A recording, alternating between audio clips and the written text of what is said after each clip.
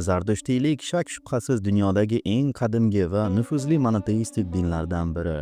Ko'pchilik uchun bu atama tanish bo'lsa-da, afsuski deyarli hech kim bu e'tiqodning hatto asoslarini ham bilmaydi.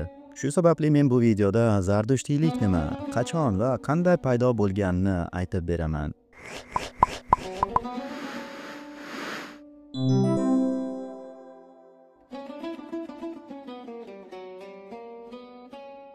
Taxminan miloddan avvalgi 1500-yillarda bugungi Eron bo'lmish qadimgi Fors hududlari ko'p xudolik makoni bo'lgan.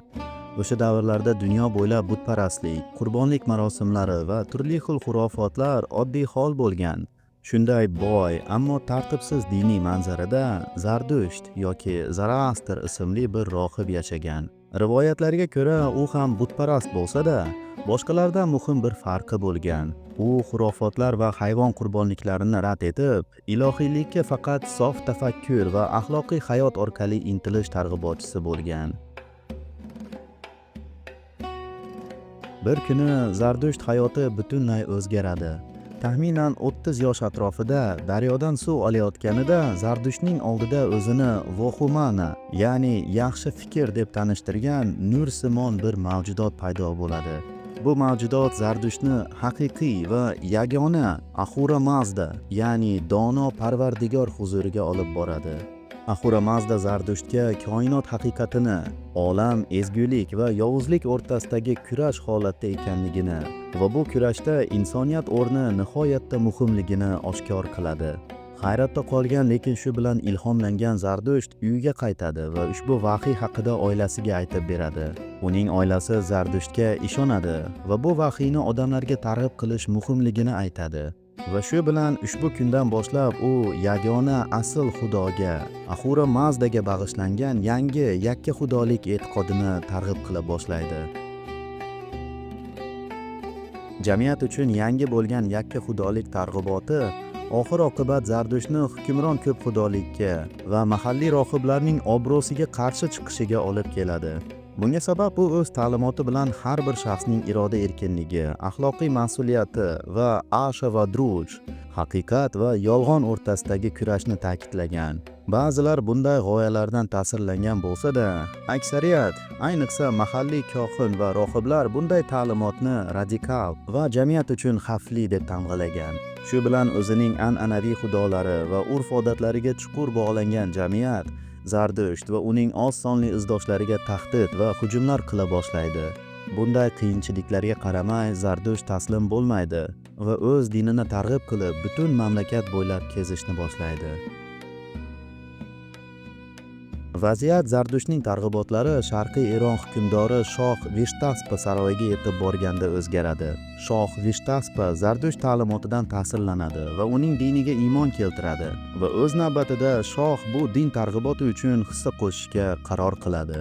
Bunday qudratli ittifoqchi bilan Zardushtiyy jamoalar himoya va mablag'ga, shu bilan Zardushtiylik muqaddas olovi doimiy yonib turishi uchun ko'plab ibodatxonalar qurish imkoniga ega bo'ladilar. Shunday qilib, o'sha davrdan boshlab dastlab xalq tomonidan xavfli deb tamg'ilangan va rad etilgan din butun mamlakat bo'ylab tarqala boshlaydi. Axameniylar davrida Zardushtiylik Fors imperiyasining asosiy dinlaridan biriga aylanadi. Buyuk Kir va uning vorislari Zardushtiyy g'oyalardan ta'sirlanadi. Garchi ular o'zining diniy qarashlarini jamiyatga targ'ib qilmasa-da, ular shakllangan imperiya mafkurasida Zardushtiylik arkonlari ochiq-oydin namoyon bo'lar edi.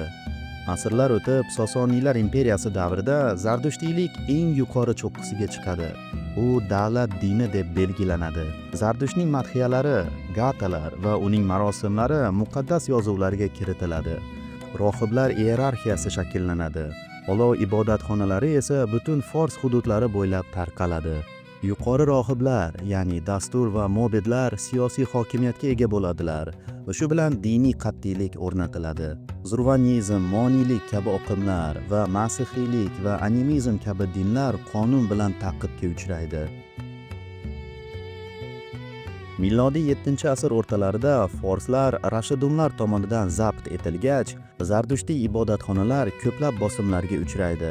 Ko'plab olov ibodatxonalari vayron qilinadi yoki masjidlarga aylantiriladi.